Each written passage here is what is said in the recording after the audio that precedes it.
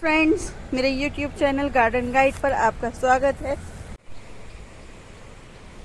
एक वाइट और दूसरा ये येलो कलर, देखिए कितना खूबसूरत लग रहा है। येलो कलर है तो भी छोटा सा ही। इसके लगाने की अगर हम बात करें तो इसके अंदर जो ये हमारी छोटी सी ब्रांच है, इसको यहीं से कट करके अगर आप अपने दूसरी जगह पर इसे लगा देंगे तो ये वहाँ पर भी बहुत जल्दी और बहुत ही सुंदर तरीके से हो जाएगी। तो इसे लगाने में कोई बात नहीं, ज़्यादा कुछ वो नहीं है। आजकल इसके लगाने का मौसम है। कहीं से भी अगर आपको पौत्रलिका मिलती है तो उसे अपने गमलों में जगह दीजिए। पीले रंग में भी है, वाइट में भी है, मैरून में भी है और बहुत ही सारे इसके सुंदर सुंदर कलर होते हैं जो कि जब एक साथ खिलते हैं तो बहुत ही खूबसूरत लगते हैं। पूछा जा रहा है कि भाई हमारे यहाँ गुल दोपहरी नहीं हो रही है, हमने पिछले साल लगाई थी, उस साल वो क्यों नहीं आ रही है। तो इस बारे में मैंने सोचा कि मैं आप सभी को ये इन्फॉर्मेशन दूं, बताऊं कि गुल दोपहरी अगर हमने लास्ट ईयर लगाई है तो इस साल दोबारा उससे फूल लेने के लिए हमें करना क्या है। अगर हमने पिछले साल अपनी गुल दोपहरी लगाई है तो सबसे पहली बात तो ये है कि उसके अंदर डेड हेड्स बहुत ज़्यादा हो गए होंगे, बहुत ज़्यादा छोटी छोटी सी जो ऊपर की डंडियाँ हैं वो सूख गई होंगी, क्योंकि सर्दियों में ये हमेशा सूख जाती है और गर्मी आते आते ये दोबारा से हरी नहीं हो पा रही है। तो इसकी वजह यह है कि आपको दोबारा से उसे रिपोर्ट करना है, क्योंकि पुरानी लगी हुई गुल दोपहरी में दोबारा से फूल नहीं आते हैं। देखिए फ्रेंड्स, जिस तरह से ये हमारे यहाँ गुल दोपहरी हो रही है और इसके सारे इसमें फूल भी, इतने सारे इसके ऊपर फूल भी खिले हुए हैं, तो उसकी वजह क्या है? इसका रीज़न है कि आपको अपनी गुल दोपहरी जो आपने लास्ट टाइम अपने पॉट्स में लगाई थी वो सूख जाती है। सर्दियों में बिल्कुल उसकी जो जड़ें हैं और जो उसकी शाखाएं होती हैं वो बिल्कुल सूख जाती हैं। उनको दोबारा से अगर आपको उसी तरह से फ्लावरिंग करवानी है, अच्छे से फूल लेने हैं, तो उसके लिए आपको करना ये होगा कि अपने गमले को पूरा खाली कीजिए, पॉट को पूरा खाली कीजिए और उस पॉट में दोबारा से छोटी छोटी स्टिक्स लेके अपनी गुल दोपहरी की उन्हें लगाना होगा इस तरह से। जैसे मेरे पास ये गुल दोपहरी की स्टिक है तो मैं इसमें से इतनी इतनी छोटी छोटी सी करके दोबारा से उसे जब लगाऊंगी तभी मेरे यहाँ दोबारा से वो गुल दोपहरी होगी। अगर आप ये चाहेंगे जो पहले साल हमने गुल दोपहरी लगाई थी वो गुल दोपहरी हमारे यहाँ दोबारा से इसी तरह से ग्लूम करने लगे तो ये थोड़ा सा मुश्किल काम होता है। इसके लिए एक नंबर 1 बात, हमें गुल दोपहरी को पूरी तरह से धूप में रखना है, क्योंकि ये गुल दोपहरी मतलब है ही नाम इसका ये कि ये दोपहर में होने वाला फूल है। दोपहर में गर्मी में ज़्यादा अच्छे से ग्लो करता है, अच्छे से खिलता है, तो इसको आप ज़्यादा से ज़्यादा धूप में रखिए। नंबर 2 बात, इसे पानी, नम मिट्टी तो पसंद है, नमी तो इसे चाहिए, लेकिन बहुत ज़्यादा अगर आप इसके पॉट में पानी रुका हुआ छोड़ देंगे तो वो पानी भी इसे बर्दाश्त नहीं है। इसकी जड़ें गल जाती हैं। देखिए इसकी जो स्टिक का स्टेम्प है वो थोड़ा मोटा होता है, इसमें मॉइस्ट जो होती है वो अच्छी खासी होती है, नमी होती है। इस नमी की वजह से अगर हम इसके अंदर पानी ज़्यादा छोड़ देते हैं तो हमारी गुल दोपहरी गल जाती है। नंबर 3 बात, इसके अंदर किसी भी तरह की खाद देने की आवश्यकता नहीं होती है। आपकी मिट्टी में अगर हमारे जैसे हमने पॉट की अपनी मिट्टी बनाई है और उस मिट्टी को हमने इसी तरह से बनाया है, गार्डन सॉइल, गार्डन की मिट्टी plus sand plus vermi compost अगर हमने उसमें डाला है तो यही खाद हमारे पौधे के लिए काफ़ी है। अगर फिर भी आपका पौधा नहीं ग्रो कर रहा है, ठीक से उस पर फूल नहीं आ रहे हैं, देखिए एक तो उसे थोड़ा जमने के लिए आपको टाइम देना पड़ेगा। अगर आपने अभी लगाया है तो कम से कम 15-20 दिन तो उसे आपको देने पड़ेंगे कि वो जम जाए, अच्छे से ग्रो करने लगे, उसमें अच्छे से शाखाएं वगैरह आ जाएं, उसके बाद ही वो आपको फूल दे पाएगा। नंबर 2 बात कि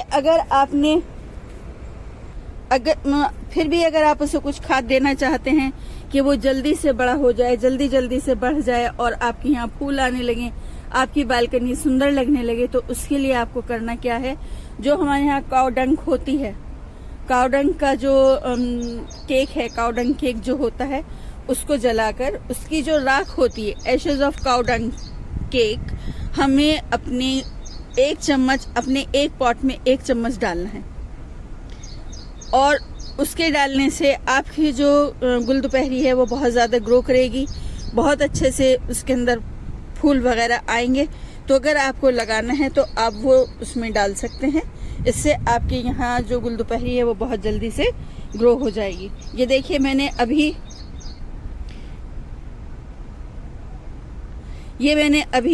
6-7 रोज पहले ही अपने फाउंटेन टब में ये गुलदुपहरी प्लांट की है, जिसके अंदर अभी नई ग्रोथ होनी शुरू हुई है। ये देखिए ग्रोथ नई होनी शुरू हो रही है इसमें। तो अभी मैं इससे फूलों की उम्मीद नहीं कर सकती, ये पुराना फूल होगा। और ये भी अभी इसमें कलियां आनी शुरू हुई हैं, अभी इससे हम फूलों की उम्मीद नहीं कर सकते।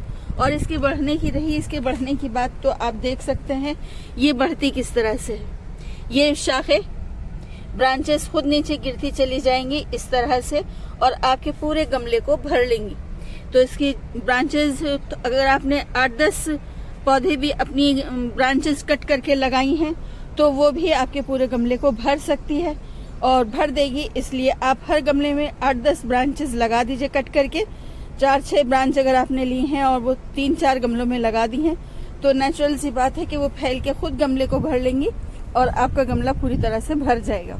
बहुत से लोगों के यहाँ मिली बग्स भी लग जाती हैं, उसके लिए भी मैं आपको बता दूं। देखिए मेरे यहाँ मिली बग्स नहीं है, क्योंकि मेरी मिट्टी जो रहती है वो नम नहीं रहती है, ज़्यादा गीली नहीं रहती है, सूखी मिट्टी रहती है, तो इसमें मिली बग नहीं है। जिन लोगों के यहाँ के गमलों की मिट्टी बहुत ज़्यादा गीली रहती है या और पौधों में मिली बग्स लगी हुई है तो उनके पौधों में मिली बग्स लग जाती है।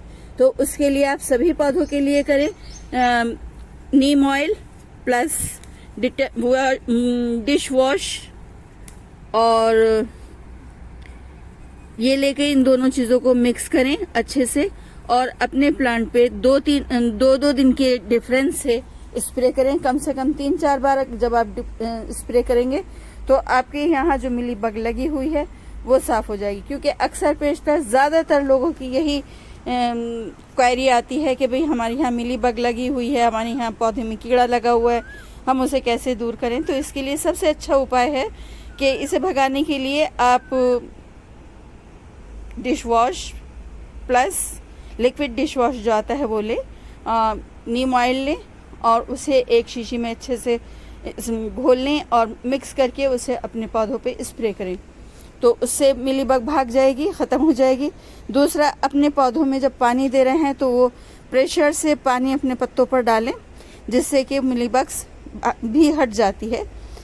नंबर 3, इसका एक और तरीका हो सकता है कि आप लहसुन और हरी मिर्च को अच्छे से पीस लें, दोनों चीज़ों को अच्छे से मिक्सी में बारीक पीस लें और उसे छान के उसका स्प्रे भी आप अपने पौधों पे कर सकती हैं।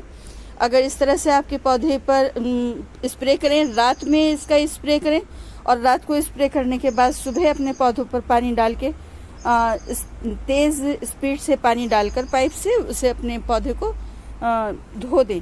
तो इससे आपके जो पौधों पर कीड़े लग जाते हैं वो सभी साफ़ हो जाएंगे। मैंने तो इस तरह से एक जुगाड़ कर रखा है, ये जुगाड़ ही कहा जाएगा, कि मैं इस बॉटल में अपने लहसुन के पानी को स्प्रे करने के लिए भरती हूँ और इससे ही डालती हूँ। क्योंकि देखिए इसके जो हैं छेद हैं वो थोड़े बड़े हैं, आपको दिखाई दे रहे होंगे। और जो हमारी स्प्रे बॉटल होती है, ये हमारी जो स्प्रे बॉटल होती है, इसके छेद बहुत बारीक होते हैं और लहसुन का जो पानी होता है वह अक्सर इसके पाइप में जम जाता है और ये दूसरे यूज़ के लिए भी हमारे पास अवेलेबल नहीं हो पाती है। इसलिए अगर नीम ऑयल का स्प्रे, जैसे कि अगर आप लहसुन नहीं खाते हैं या लहसुन का स्प्रे नहीं करना चाहते हैं तो आप इसमें नीम ऑयल का स्प्रे भी कर सकते हैं और नीम ऑयल का स्प्रे आप इस वाली बोतल से कर सकते हैं। आज के लिए इतना ही, फिर मिलेंगे किसी दूसरे वीडियो के साथ। मेरे चैनल को लाइक, शेयर, सब्सक्राइब करना मत भूलिएगा। अल्लाह हाफिज़।